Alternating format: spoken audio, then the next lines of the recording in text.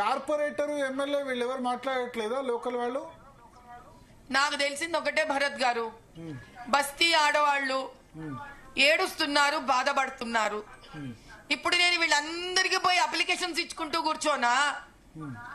ఈ బస్తీ వాళ్ళతో కూర్చొని అయ్యో సనాతన హిందూ ధర్మం ఒక రజాకార్ ప్రభుత్వం లాగా పెగిలించిపోయింది, అమ్మవారి విగ్రహం ఎత్తుకెళ్లిపోయినారే అని బాధపడనా? విగ్రహాన్ని ఎత్తుకెళ్లిపోయారా? విగ్రహం లేదా అక్కడ? ఎత్తుకెళ్లిపోయారండి. అసలు ఆ రిక్వెస్ట్ కూడా చేశాము, ఆ విగ్రహం అని వేయండి ప్లీజ్, విగ్రహం అని వేయండి అంటే అసలు అసలు అటు పక్కకే పోనివ్వలేదండి. ఆపేసి విగ్రహం కూడా తీసుకెళ్లిపోయారు. అంటే ఎవరి రోల్ ఉందని అనుకుంటారు మీరు దీనిలో? ఎవరో చేస్తున్నారా? గవర్నమెంట్, ఎంఆర్ఓ, పోలీసులు అందరూ దగ్గరుండి చేయిస్తున్నారు కదండి. ఇది ప్రభుత్వమే చేస్తోంది హైడ్రా పేరు మీద. బంజారా హిల్స్ అంటే లోకల్, అది దానం నాగేందర్ ఎమ్మెల్యే కిందకి వస్తుందా? ఖైరతాబాద్ ఎమ్మెల్యే కిందకే వస్తుంది కదా ఖైరతాబాద్. మీ భరత్ గారు మీకన్నా నాలెడ్జ్ ఎవరికి ఉంటుందండి? నాకు తెలిసి ఏంటంటే మేయర్ గద్వాల్ విజయలక్ష్మి, ఎవరు కార్పొరేటర్ ఎవరు అడగండి, ఎందుకంటే వాళ్ళు రెస్పాండ్, మనం జీ తెలుగు న్యూస్ ప్రకారం వాళ్ళు రెస్పాండ్ కావాలి. ఇప్పుడు ఎంతమంది అవ్వట్లేదండి. మేయర్ గద్వాల్ విజయలక్ష్మి స్త్రీలందరం కూర్చొని ఉన్నాం ఇక్కడ. ఓకే, నాకు తెలిసి అక్కడ ఇప్పుడు ఎమ్మెల్యే కాలనీ కదా? అవునండి, Banjara Hills road number 12 Omega hospitals వెనకాల. Okay, Banjara Hills. అయితే అక్కడ కార్పొరేటర్ మరి గద్వాల విజయలక్ష్మి, మన్నే కవితారెడ్డి అవుతారు. ఎమ్మెల్యే 2 కోట్లు ఇస్తే గనక మేము డెమాలిషన్ ఆపేస్తామని కూడా చెప్పారంట బస్తీ వాళ్ళతోటి. ఓకే, 2 కోట్లు ఎవరు ఇవ్వాలి? బస్తీ వాళ్ళంట. బస్తీ వాళ్ళు ఎందుకు ఇవ్వాలి దానికి? అమ్మవారు దానికి అన్నారు. వాళ్ళు అడిగారండి. ఏం చేతవుతుంది ఆలోచించండి.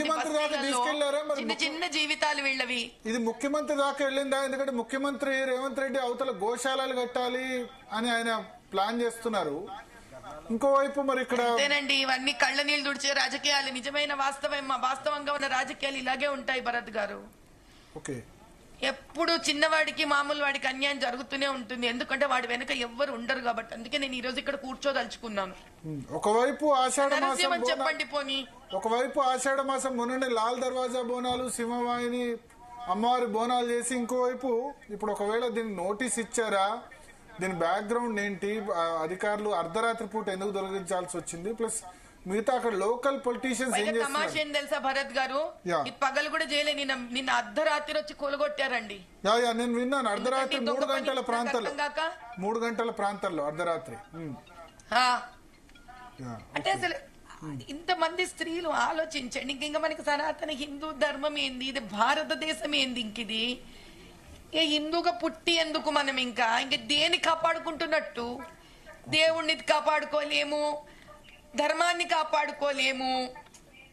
ఎందుకు భరత్ గారు? మీరు ఒక మాట చెప్పండి. ఇంకేముంది? Where is all the identity about of hours?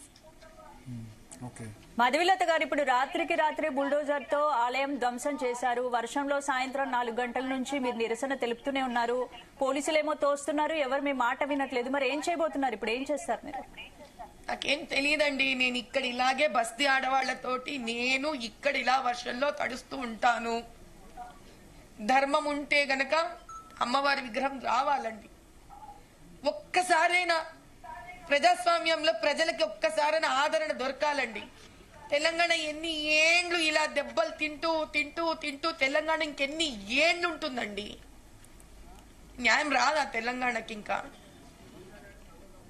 పెద్ద కోరికల అమ్మ అడిగింది.